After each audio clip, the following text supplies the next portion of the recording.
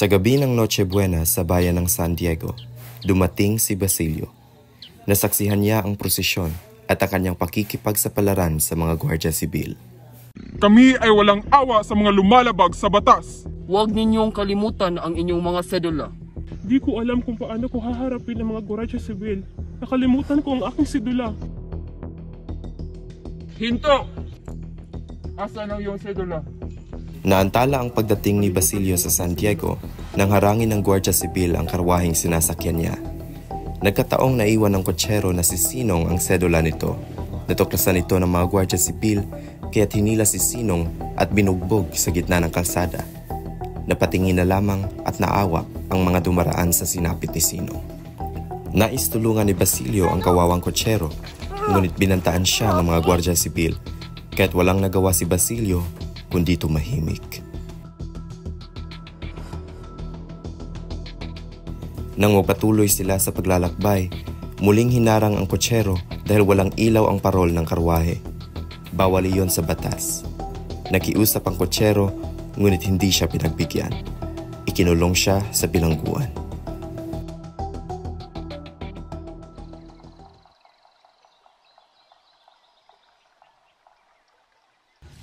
Bakit kaya napakatahimik ng bayan ito? Ang mga bahay ay wala masyadong palamuti. Ang amoy ng pagkain ay hindi na rin tulad ng dati. Tanging bahay ni Kapitan Basilio ang tila masaya sa mga nadaraanan ni Basilio. Nakita niya sa bintana na ang kapitan ay nakikipag-usap sa kura, sa alperes at kay Simon. Nanuluyan si Basilio sa tahanan ni Kapitan Tiago. Tinitirhan din ito ng isang matandang utusan o katiwala. Isinalaysay ni Basilio ang sinapit ng kotsero. Ibinigay din ng katiwala ang mga ulat tungkol sa mga kalabaw na namatay at mga katulong na kinukulong. Nalungkot si Basilio nang malaman niya na namatay sa katandaan ang mamang nagtatanod sa gubat. Naikwento rin ng katiwala ang tungkol sa pagkadakip kay Kabesang Tales. Dahil sa balitang yon, nawala ng ganang kumain ng hapunan si Basilio.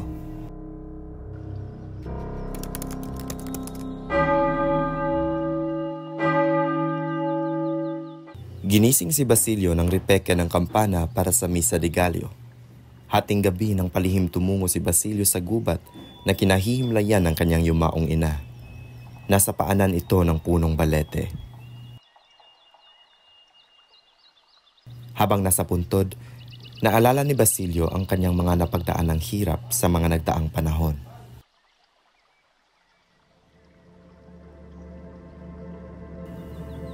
Nang pumanaw ang kanyang ina, nilisan ni Basilio ang bayan ng San Diego at nagtungo sa Maynila upang magpaalila at makapag-aral. Ngunit maraming beses siyang nabigo. Mabuti na lamang at natagpuan niya si Kapitan Tiago na taga San Diego rin. Kinuha siyang utusan at pinayagang makapag-aral sa San Juan de Letran.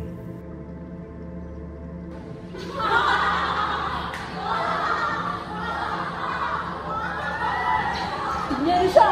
Parang probinsano! Ang dumi-dumi ng itsura! Sa kabila ng pang-aalipusta ng ibang tao sa kanyang payak na pananamit, pilit niyang pinaghusay ang kanyang pag-aaral. Hindi siya nabigo dahil maganda ang kanyang marka kasama ang kanyang mga natanggap na medalya. At ang may pinakamataas na parangal ay si Basilio.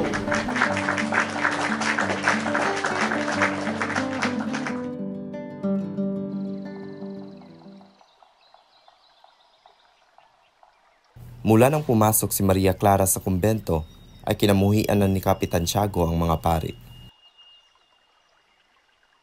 Hinikayat ni Kapitan Tiago na lumipat si Basilio sa Ateneo upang doon magtapos.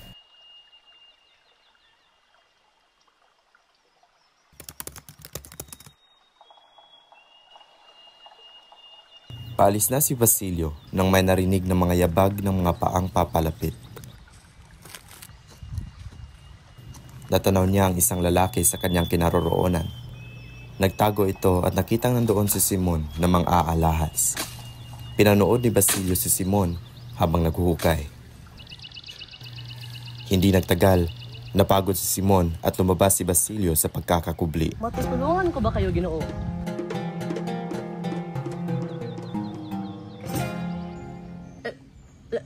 13 taon na simula nung ating ilibing ang aking ina sa puok na ito.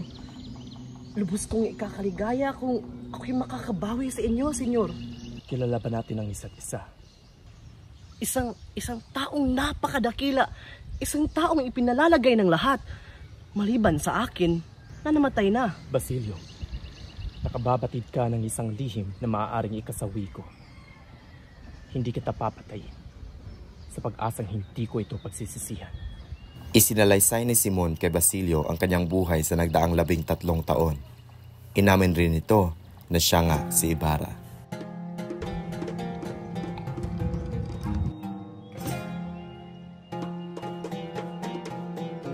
Naglagalag ako at nagsikap pakaipon ng maraming salapi upang may sagawa ang aking layon.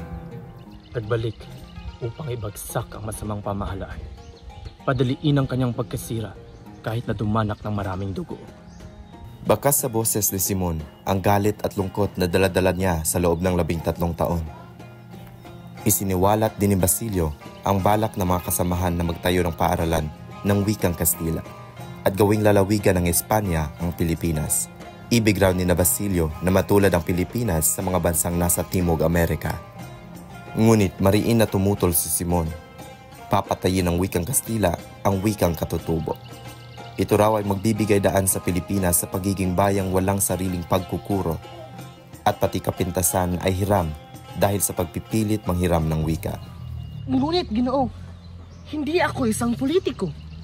Lumagda lamang ako sa kahilingan ukol sa paaralan sapagkat akala ko ito'y nakakabuti. Kinumbinsi ni Simon na tulungan siya ni Basilio gamitin ang lakas sa kabataan upang kalabanin ang mga lihis na akala. Ginoo, isang napakalaking karangalan ang mapagtapatan ng inyong mga layunin. Ngunit, hindi ko kayang mapaggampanan ang iyong hinihiling. Ang hangarin ko lamang ay gamutin ang sakit ng aking mga kababayan. Kahit hindi ka handa sa aking hinihintay na pag-asa, sa araw na magbago ang isip mo, puntahan mo ako sa aking tahanan sa eskolta at paglilingkuran kita ng buong puso.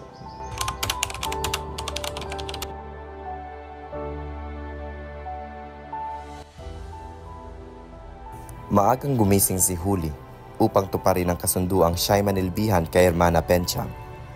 Nang gabing nakaraan, taimtim siyang nagdasal at umasa ng milagro upang mahango sa suliraning kinahaharap. Nang magising si Huli, ang unang pumasok sa isip niya ay baka sakaling nagkahimala at makakapagpadala ang birhen ng perang pantubos sa kanyang ama. Ngunit walang nangyaring himala. Ang tanging niyang nakita ay ang sulat kamay ng amang humihingi ng 500 piso pambayad sa mga tulisang dumakip sa kanya. Hindi maipaliwanag ang kalungkutang naramdaman ni Tandang Selo sa pagpapaalipin ng apong si Huli. Anak, bakit kailangan pang umabot sa ganito? Huwag kang mag-alala, Tandang Selo. Makakaya natin ito. Alalahanin na lang natin ang mga pangako ni Basilio sa atin. Lumisan si Huli nang hindi man lamang nabati ng maligayang Pasko ang kanyang lolo na ayon kay Tandang Selo ay maaaring nalimutan o sinadya ng dalaga. Maligayang Pasko, Apo. Hindi man lang niya ako binati. Mag-isang naiwan si Tandang Selo sa bahay. Pinanood niya ang mga taong nakabihis ng maganda upang magsimba at mamasko. Higit pang nagdamdam si Tandang Selo dahil wala siyang maibigay na aginaldo sa mga kamag-anak nang dalawin siya ng mga ito. Nang magtangkang batiin man lamang sila ng maligayang Pasko, ay nahintakutan siya sapagkat naglaho ang kanyang tinig na ikinasindak din ng lahat ng nasa kanyang tahanan. Tandang Selo, batiin mo naman kami ng maligayang Pasko. Nag-alala ang lahat nang mawala ng tinig si Tandang Selo. Ang araw na dapat sana'y puno ng kasiyahan ay naging araw ng kalungkutan at pangangamba. Ano nangyari kay Tandang Selo? Bakit hindi siya makapagsalita? Sa kabila ng lahat, nagpatuloy ang araw ng Pasko sa ilalim ng anino ng pag-aalala at pangarap ng mas magandang kinabukasan.